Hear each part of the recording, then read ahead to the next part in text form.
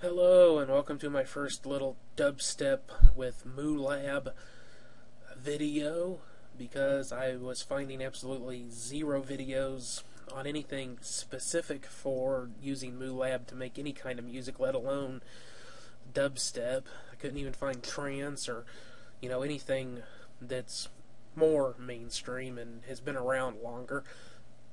So I decided I was just gonna dick around with the program for a little bit and see what I could figure out. This is the free version. I discovered that if you mess around with it too much, it starts whispering at you to buy the proper version of it.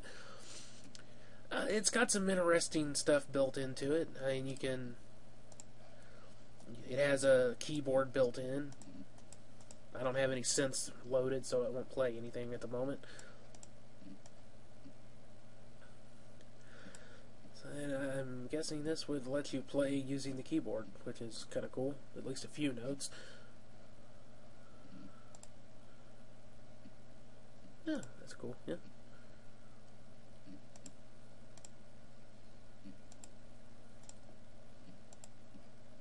Not too bad.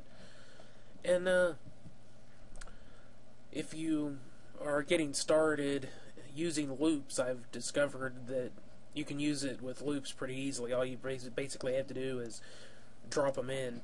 This is some loops I've made for myself, my own basses and drums and stuff. I've already dragged and dropped 3 different ones in here. It's a bass loop, a drum loop, and a atmosphere and synth loop. These are just some things I've been working on, be able to do my own live performances, just being able to drag and drop a variety of these loops that I've made myself into and make songs on the fly, basically. And it's pretty simple. You just drag it.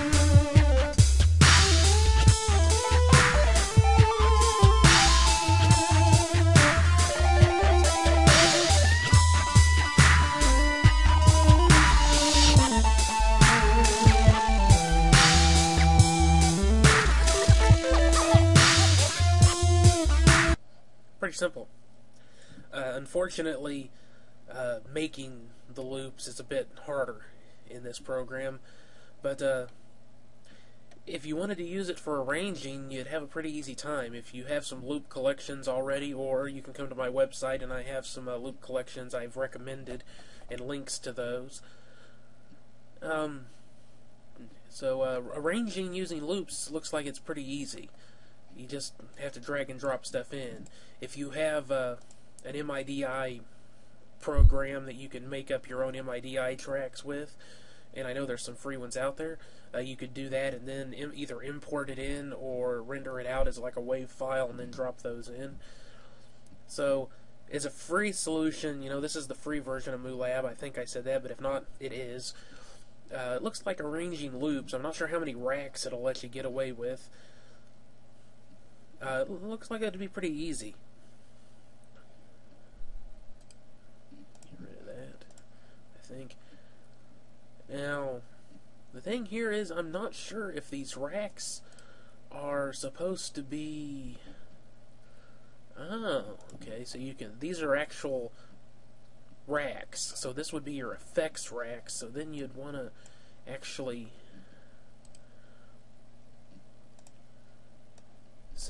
There you go. So you'd be able to actually have all these on one rack. Or, you could have the bass on one rack and then everything else on another rack or something. So, okay, I just kind of stumbled onto that, so that's nice. It looks like a pretty simple program to use.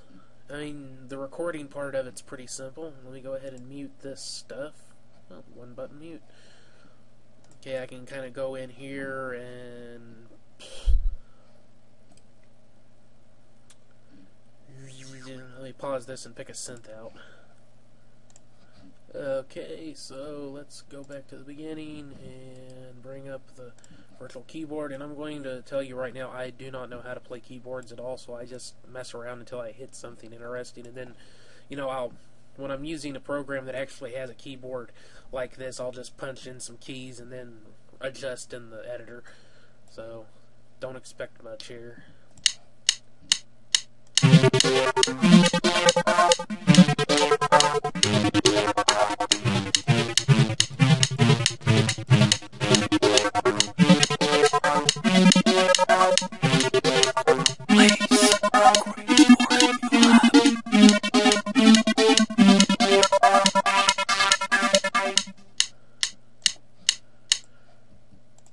And it's whispering at me already. It's already mad at me.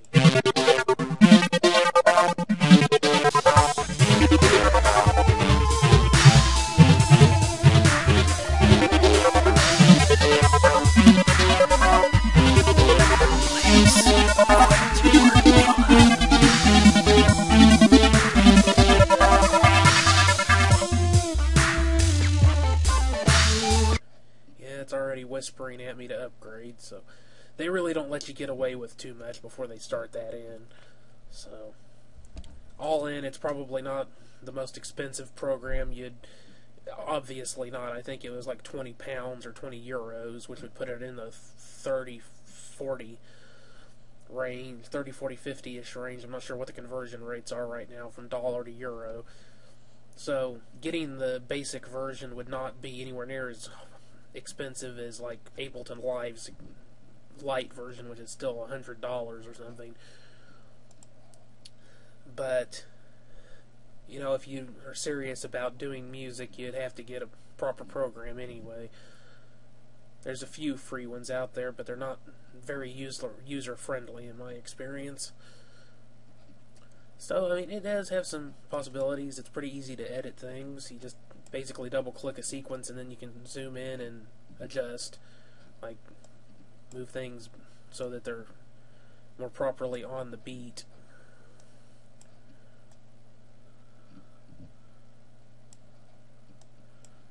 Or even more offbeat, just depends on how you want to work it. Now that sort of thing.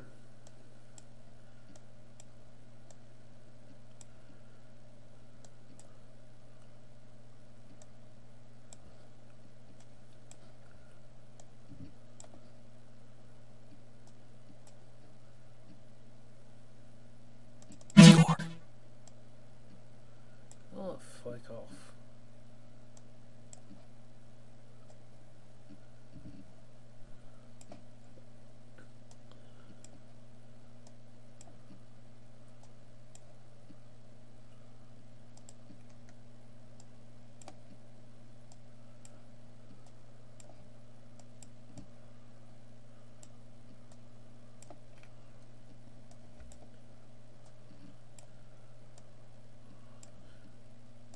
You know, just you can come in and tighten things up pretty easily.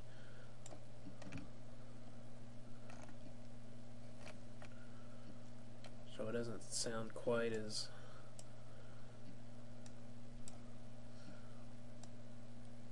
choppy.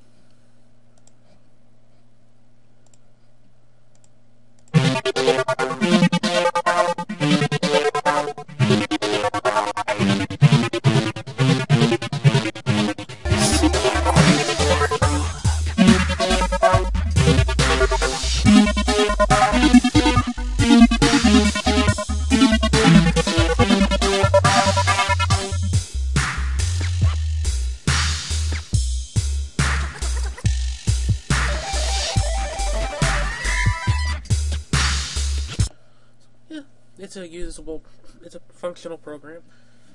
I'd say that if you want something in the 40, 50-ish range, and you want something with more options than, let's say, an Acid Music Studio, because Music Studio is what I use, but it doesn't have like the keyboard or anything like that built into it.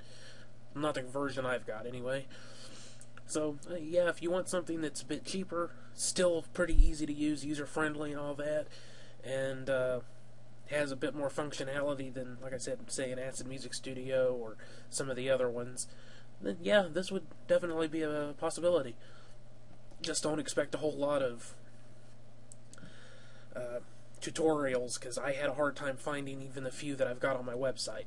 And once again, I'll have a link underneath this video, if you're watching this on YouTube, to my site, where I've kind of compiled all of the MuLab tutorials that I could find. And this one is the only one I could find that's really on dubstep. And you can load in VSTs, and the one I use is just an LFO that I found that's a free VST LFO, and it does the job good for dubby wubby bass, which is how I made this one up here. Actually, I may have made that just by painting in the sounds and then adjusting effects. I can't remember with that one. Just painting it in MIDI. Because for, you know, basically that dub sound is just the bouncy thing, and that all you have to do is basically paint in 2 bar, or not 2 bar, but 2. You paint in a bit, and then you leave a space and paint some more, leave in a space, and you do like 3s, 2s or 3s or 4s, and that's how you get it to bounce without having to use an LFO. It's not that hard. The looping, here's the thing for to tell it where you want it to loop at. You can turn on the loop and turn it off there. You can turn the metronome on and off there.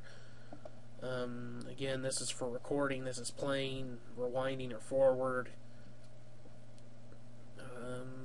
Let's see, I'm not sure about this recording events. I would imagine that would let you trigger things and actually paint it in as you're going through, kind of like Live does. I'm not sure about that. Again, I haven't really had time to really go all the way through this program. I'm just kind of touching and seeing what it offers and how easy it is to use it for dubstep. It does have a couple of dubstep bass synths built in. One of them is specifically dubstep, the other one is more of a dub-wub type thing, without all the dirty dubstep, and the other one's dub-wubby, something like that. So it does have some basses built in, synth that comes with it for doing dubstep. Or you can get like the itchy VSTs, synthesizers that are pretty dubstep friendly. I think they're made for dubstep. I've used those several times. So yeah, it's not a bad program. As far as doing dubstep is concerned, it's still, you're going to have issues with learning the style more than adapting the program to making the style. You know, any program can be used for the style you want to make. It's just a matter of learning the program. So, yeah, I'd recommend it. If you're looking for a good price range, as I said, good price range with decent functionality and user friendliness.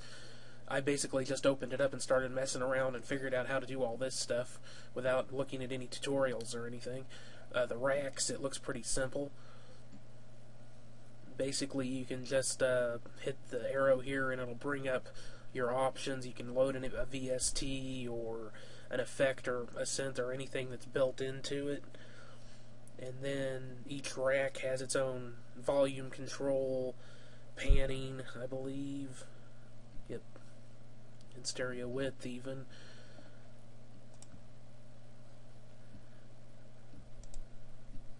And then it goes out to the master, and of course the master has its own channel for doing effects and everything. So, yeah, I mean, it seems to provide you with pretty good functionality at a reasonable price. So you'd be able to have some of the functionality of, say, an Ableton Live Lite without the $100 price tag, basically. So, yeah, if you're looking at a lower price range program, or that's what you're interested in, I think this would work for you. It's not too bad. So, this has been Ryan Acid Heads Murphy. Thanks for watching, and I'll see you on the next one. Bye.